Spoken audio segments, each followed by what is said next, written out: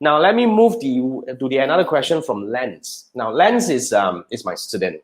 Lens actually enrolled in one of the courses which I kind of like don't remember, but definitely because you're talking about your T1 and T2. Now that's mind framework, right? My two-step funnel framework fundamentally would have definitely at least 2 ads running simultaneously. So that's how it works, right?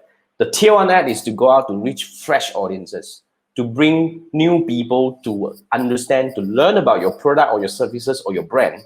Okay, and then when this, let's say for example, 1,000 people come to your website, probably 10 would buy, the other 990 wouldn't. So T2 is where we come in and follow these 900 over people with the intent, because you click, right?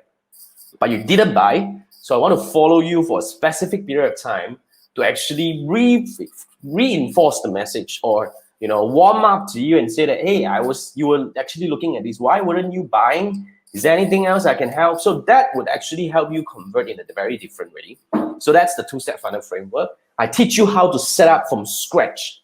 If you join the 6-day challenge, I put a link in the description. So it's like a 6 hours, 6 lesson in 1 hour each, kind of like a very thorough kind of like online training that you can actually go through. You can learn at your own pace because you have lifetime access to it, but nonetheless, it gives you a better idea about how to do Facebook ads in the right way and using my two-step funnel framework. It's powerful. Trust me, you don't want to miss that. So go on the link. Now, this question is about, Lens has started his T1 and T2 for some time.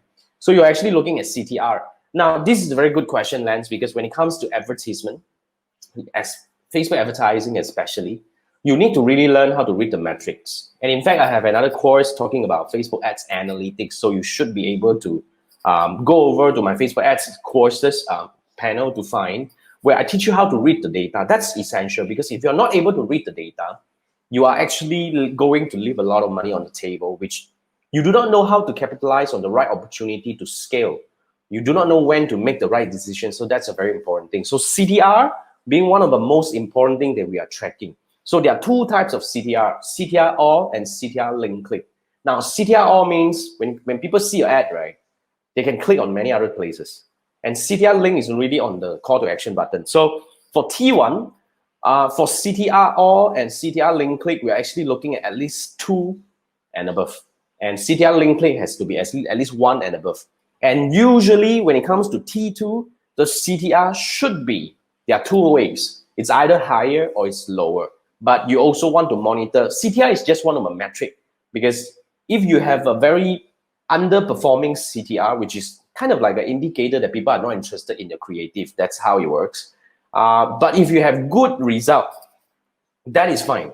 So there are a bunch of metrics that we have to move together. But nonetheless, if you look at CTR alone, right, 2 for CTR all, 1 for CTR link click, that's the benchmark.